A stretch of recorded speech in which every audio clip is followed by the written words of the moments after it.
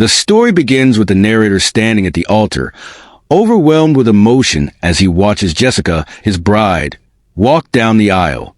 She looks stunning, her white dress glowing in the sunlight, as if she were an angel descending from heaven. As she reaches him, they share a quiet exchange, their love and excitement palpable. The ceremony proceeds smoothly, and soon they share their first kiss as husband and wife, with the crowd erupting in cheers. At the reception, everything seems perfect at first. The venue is beautifully decorated, and the newlyweds move through the crowd, greeting guests and basking in the joy of the occasion. The narrator's best man, Cole, congratulates him, and the two share a brief, friendly moment. However, as the evening progresses, the narrator begins to notice something strange. Jessica frequently disappears for long stretches, leaving him to socialize alone. When he asks his sister if she's seen Jessica, she casually mentions seeing her head towards the bathroom. But the narrator can't shake the growing sense of unease. When Jessica returns from one of her absences, the narrator pulls her close, concerned. She brushes off his worry, laughing and explaining that her long dress and need to touch up her makeup have kept her away. But the uneasy feeling persists, gnawing at him. Jessica continues to disappear, and soon he notices that Cole also seems to be missing during these times. His suspicions deepen. Eventually, a college friend asks where Jessica is, and the narrator forces a smile, pretending everything is fine. But the knot in his stomach tightens, and he decides to find her. He begins walking through the quieter parts of the venue, leaving the noise and celebration behind. As he moves further away from the party, the hallway feels cold and distant, and a growing sense of dread builds inside him. He approaches the bridal suite, the door standing ominously before him. With his pulse racing and his body tense, he hesitates, his hand gripping the handle tightly. Finally, he opens the door just enough to see inside, and his world shatters. Jessica, his wife, is on the bed, her dress pushed up carelessly. Cole, his best man, is with her, shirtless and in the middle of an act that should never have happened. The narrator freezes, his fists clenched in rage as the sounds of their betrayal fill the room.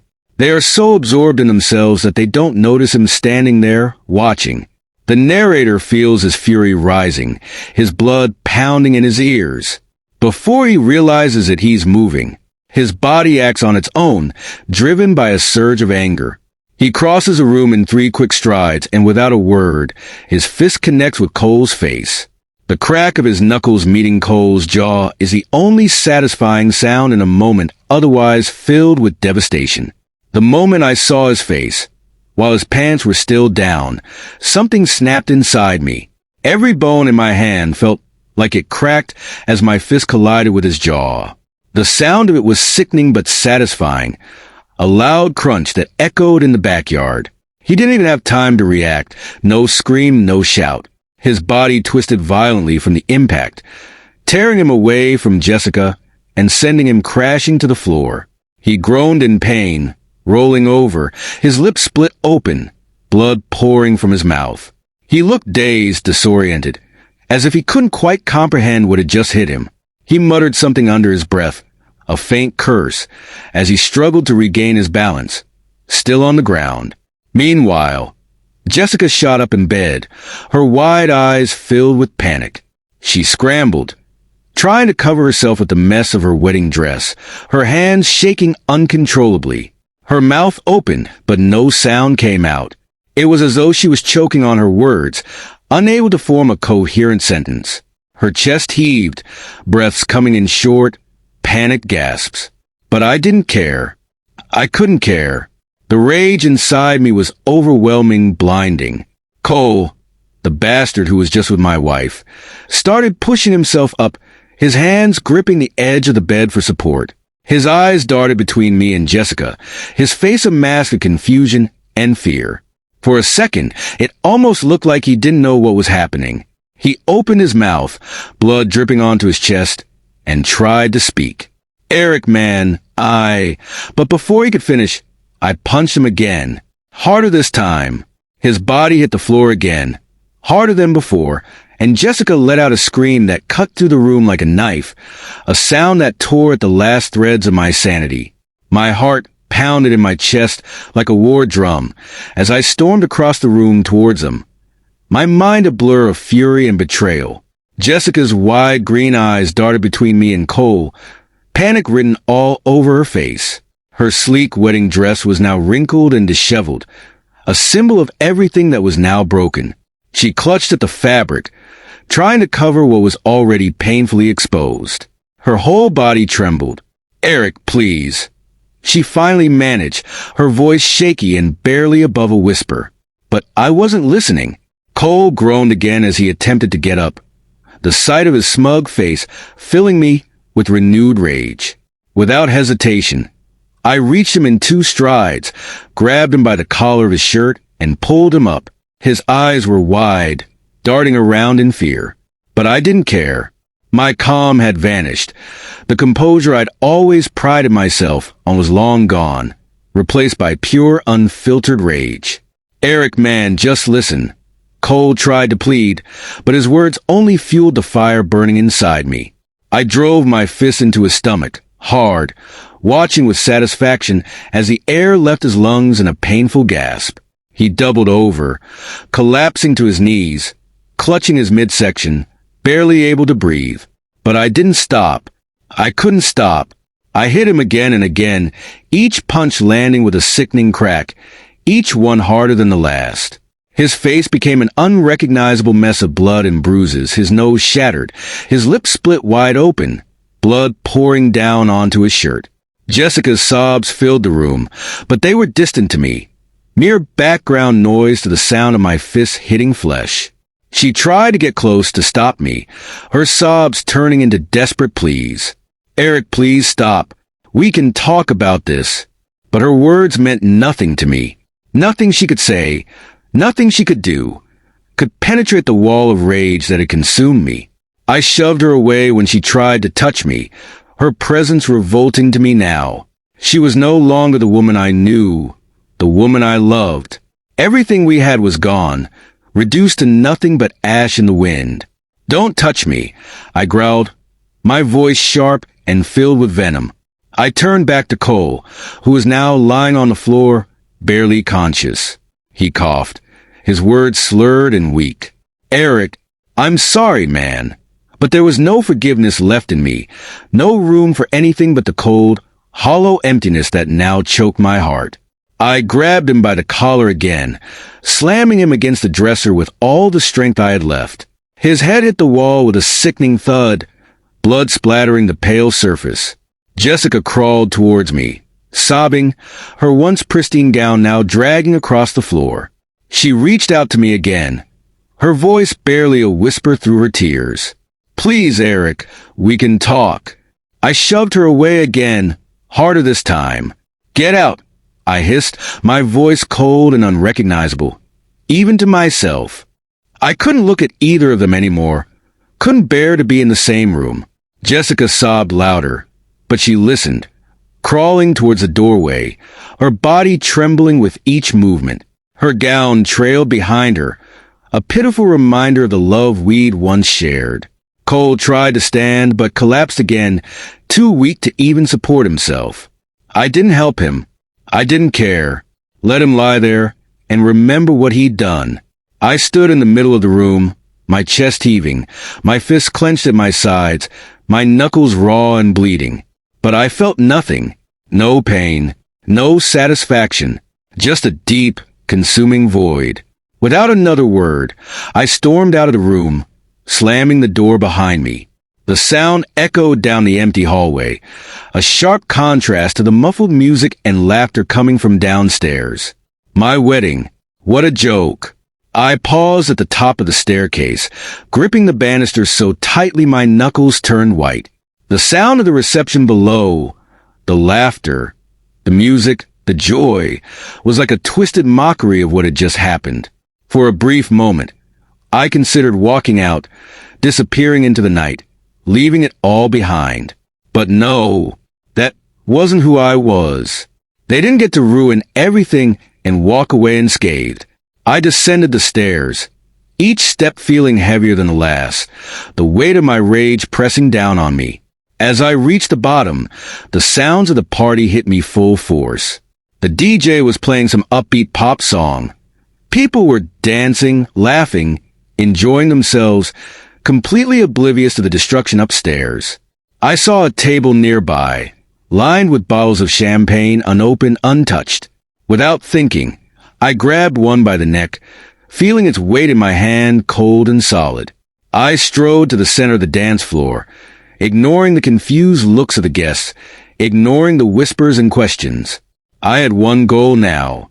Standing there, in the middle of my own wedding reception, I lifted the bottle high above my head. Time seemed to slow as I brought it crashing down. The hardwood floor seemed to amplify the sound as the glass shattered, silencing the entire room in an instant. All eyes were on me now, a moment I had been dreading, yet somehow anticipated. Good. I thought bitterly, let them see. Let everyone here witness what a joke this whole thing had been. I stepped forward, steadying my voice, making sure it carried over the sudden silence. Listen up, everyone. I began, my tone low but unmistakably clear. The confusion on the faces around me was immediate. My parents, Jessica's family, our friends, all of them stared at me, waiting, unsure of what was coming. They were still caught up in the blissful illusion, unaware that their celebration was about to turn into a spectacle. The bride, I spat the word with venom, letting it drip with contempt, decided to sleep with the best man in our bridal suite while you were all down here celebrating our love. I paused to let the words sink in. The gasps were instant. Shock, disbelief, and horror spread across the crowd. I could hear a few nervous laughs. People clearly thinking I was pulling some sort of twisted prank. "Eric, man, what are you talking about?" Someone called out. It sounded like Jessica's brother, but I couldn't be sure. My focus had narrowed down to the white-hot rage burning inside me. "You heard me!" I shot back, my voice louder now, unwavering. "Your sister, my wife of what, for hours? Couldn't even make it through our wedding day without screwing my best friend." The gasps intensified. Some of the women had begun crying. I could see my mother's face drain of all color, her hand pressed to her mouth. My father's arm wrapped around her shoulders as if to steady her. "Where's Jessica?" someone else demanded, their voice frantic. "This can't be true." I laughed then, a harsh, broken sound that didn't feel like it came from me at all. "Oh, it's true. She's probably still upstairs helping Cole pick up his teeth from the floor." The murmur in the room grew louder, as the guests exchanged panicked glances and whispered amongst themselves. Some looked toward the stairs, no doubt expecting Jessica and Cole to come down, maybe try to deny everything. But I knew they wouldn't. My father's voice cut through the noise. "Eric, son," he said, his tone calm, his words steady despite the turmoil. "Maybe we should talk about this in private." For a moment, just a moment, I hesitated. I looked at my father, saw the concern in his eyes, the weight of the situation hanging heavily on his shoulders. For that brief second, I almost faltered. But then, the image of Jessica and Cole flashed in my mind once more. The betrayal, the fury, and my resolve returned. "No, Dad. No more privacy. No more secrets," I said firmly, turning back to the crowd. "They don't get to hide this anymore." I raised my voice further. "The wedding's over, folks. Party's done. You can all go home now. Sorry for the inconvenience. But hey, at least you got some free booze and food out of it, right?" With that, I started walking toward the exit. The crowd parted for me, like the sea splitting in two. I could feel their eyes on me, hear the whispers, sense the pity radiating from their stares. But I didn't care anymore. I didn't feel anything but the burning desire to get out of there, to leave this nightmare behind. As I reached the doors, I heard a familiar voice, Jessica's, calling my name. I didn't stop, didn't turn around. I pushed through the heavy doors and stepped into the cool night air, leaving behind the wreckage of what should have been the happiest day of my life. I walked to my car, each step feeling heavier than the last. The parking garage was deserted, my footsteps echoing through the empty space. When I finally reached the car, I slammed the door shut, the sound reverberating through the stillness. My hands gripped the steering wheel so tightly my knuckles turned white, still aching from the fight. The events of the evening replayed in my mind like a broken record. The wedding, the betrayal, the violence. It felt surreal, like some twisted dream I couldn't wake from. I drove home in a daze, barely aware of the streets I was passing, the familiar landmarks blurred by the fog in my mind. When I finally stumbled into my apartment, the silence hit me harder than anything else. It was oppressive, suffocating. Just this morning, I had left here full of hope, excitement for the future I was about to embark on. Now, that future was in ruins. My body gave out, and I collapsed onto the couch, every muscle screaming in protest, my head pounding from the adrenaline. I closed my eyes, but there was no escape. All I could see was Jessica and Cole, their betrayal like a scar burned into my memory. My phone buzzed on the table beside me, incessant with notifications. I knew it was probably my family, friends, maybe even Jessica, trying to reach me. But I couldn't deal with any of it right now. There was only one thing left to do. I grabbed my laptop, the screen's brightness stinging my eyes in the dark room. My fingers moved mechanically, typing divorce attorney into the search bar. As the results loaded, a cold determination settled in my chest. This was it, the end of everything I had thought my life would be. The next few days passed in a blur. I barely ate, barely slept. Jessica's attempts to contact me grew more frantic, her name popping up on my phone more frequently.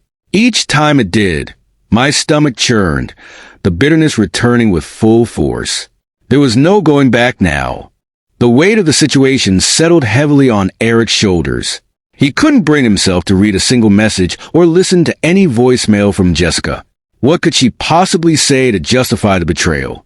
On the third day after the revelation, a sudden knock at his door startled him from his thoughts. Peering through the peephole, he saw Jessica standing there, her face streaked with tears. "Eric, please," she begged through the door. "We need to talk. Let me explain." He slammed the door shut before she could finish, the sound of her sobs fading as she walked away. Leaning against the door, his heart raced. Part of him wanted to hear her out, to understand why she had thrown everything away. But he knew that nothing she said could change the fact that trust had been shattered beyond repair. Desperate to distract himself from the whirlwind of emotions, he threw himself into the divorce proceedings, allowing the legal jargon and paperwork to consume his thoughts. It was easier than confronting the pain that threatened to overwhelm him. His lawyer, a no-nonsense woman named Sarah, guided him through the process efficiently, given the circumstances. "We should be able to push this through relatively quickly," she explained during their first meeting. "The infidelity gives us a strong case." Eric nodded, unable to trust himself to speak. Each time he heard the word infidelity, it felt like a punch to the gut. Weeks passed in a blur as he ignored calls from friends, avoided social media, and buried himself in work. The routine provided a semblance of stability, giving him something to focus on besides the gaping hole in his chest. Finally, the day of the divorce finalization arrived. Eric stood outside the lawyer's office, steeling himself for what was to come. Sarah greeted him with a sympathetic smile. "Are you ready?" she asked. "I'll take a deep breath," he replied. "As ready as I'll ever be." When they entered the office, he found Jessica already seated, looking small and hunched over in her chair. Her once vibrant blonde hair hung limp around her face, and when she looked up at him, her green eyes were dull and rimmed with red. "Eric," she whispered, her voice cracking. He didn't respond, taking his seat across from her without meeting her gaze. Sarah placed the papers in front of them, explaining the terms one last time. Eric barely heard her. His focus was on keeping his breathing steady. "If you're both in agreement," Sarah concluded, "you can go ahead and sign." Jessica's hand trembled as she picked up the pen. She hesitated, looking at him pleadingly. "Eric, please, can we just sign the papers?" "Jessica," he said, his voice cold and flat. A tear slid down her cheek as she scrawled her signature. It was now his turn. As he signed his name, the finality of the moment settled over him like a heavy weight. With that signature, their marriage was over. He stood up immediately, gathering his things. Jessica remained seated, her shoulders shaking with silent sobs. For a moment, he almost reached out to comfort her, but the memory of her betrayal stopped him cold. Without a word, he walked out of the office, leaving Jessica alone with the wreckage of their relationship. As he stepped into the sunlight, he felt a profound emptiness. The anger that had fueled him for the past few weeks had burned out, leaving nothing but a hollow ache in its wake. He got into his car, unsure where to go or what to do next. The life he had planned, the future he had imagined, was all gone now. He had to figure out who he was without it.